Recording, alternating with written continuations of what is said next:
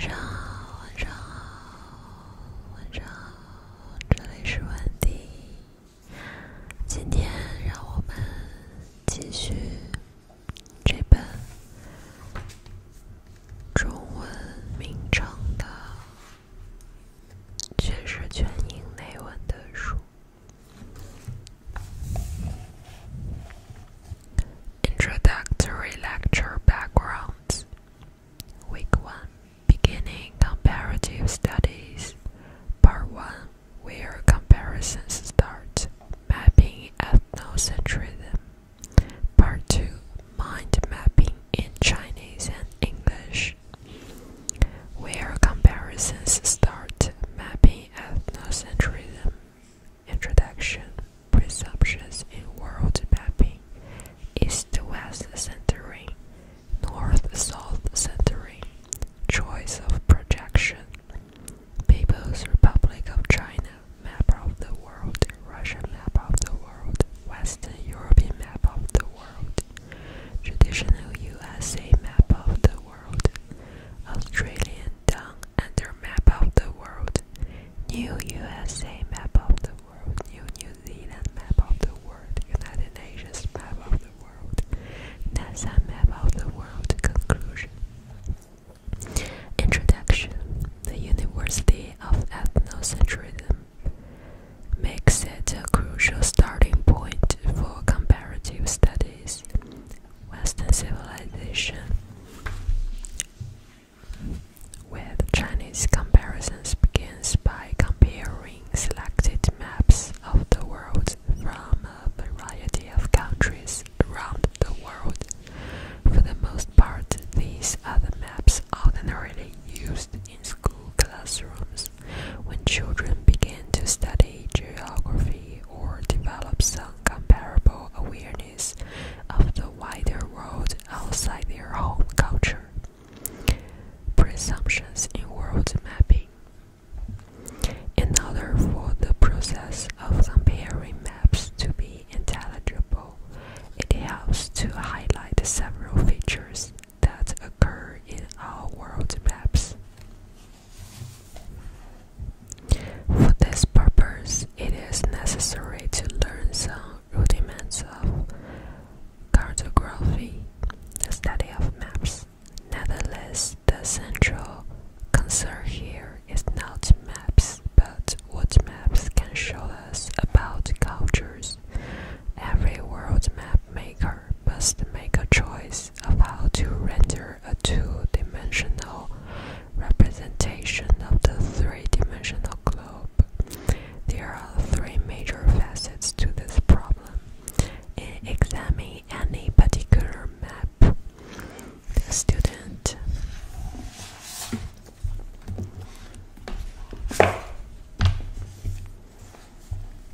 of comparative cultures needs to keep in mind all three of these factors. East-West centering. Every map maker must decide where to center his representation of the world on a left-to-right axis. On the globe, there is no center, but two-dimensional maps cannot avoid centering on one slice of the globe, thereby relegating other places to the periphery. North-south centering. Similarly, every map maker must decide where to place the equator. When the equator is placed approximately in the middle, which is where it occurs on the three-dimensional globe, the land area of Antarctica will be shown, though hard to visualize as a whole. But in some world maps, as we will see, the equator is not necessarily centered equidistantly between top and bottom. Choice of projection. Every representation of a globe in two dimensions must commit itself to a fictional premise, namely that a two-dimensional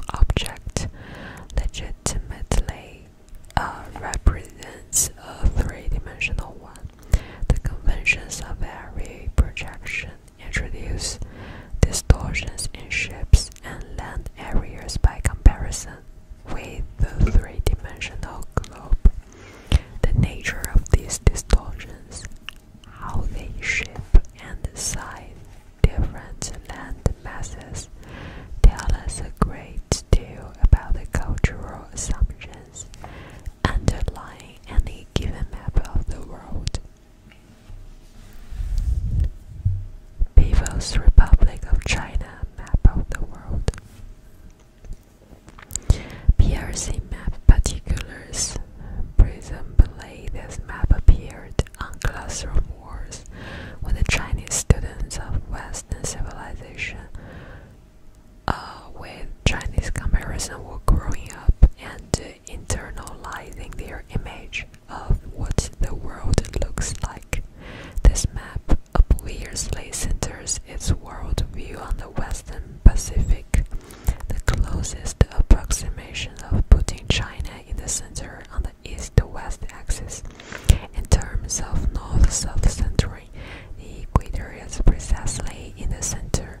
Thus, the northern and southern hemispheres are equally represented. Strong curvature in the projection, similar to the I don't know this word. Projection in Western cartography emphasizes just how peripheral Western Europe and the USA may seem from a Chinese point of view.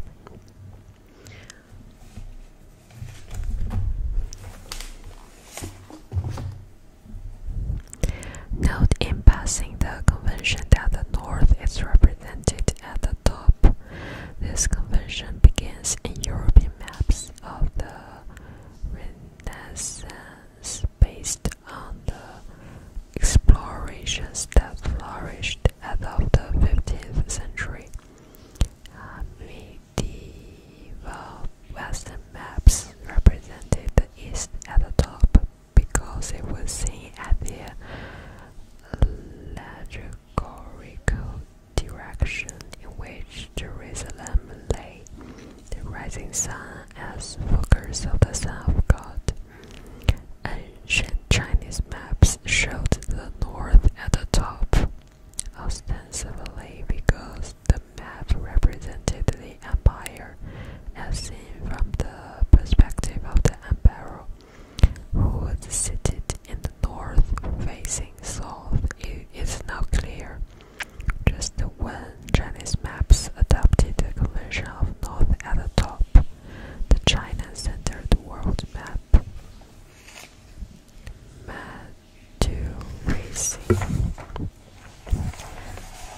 Introduced to the Chinese mandarins around 16,000 depicted the north at the top, but its influence is hard to assess.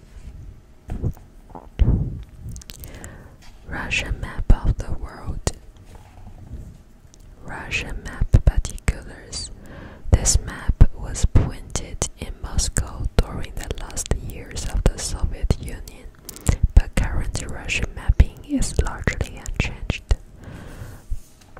The north-south orientation remains centered on the equator. The chosen projection, however, by lessening the degree of curvature by comparison with the PRC map, allows the east-west center line to be shifted westward into the Eurasia landmass. The reason behind this choice of projection is probably to be found just above the middle of this north-south line, centering on Moscow, though the island of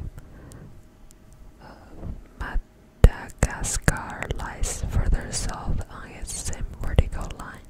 One can feel confident that children growing up in Russia do not see it as central to their world view. In terms of north-south centering, the Russian map also places the equator in the center, granting Antarctica an appreciable representation. The degree of curvature, however, exaggerates the land area of the northern hemisphere.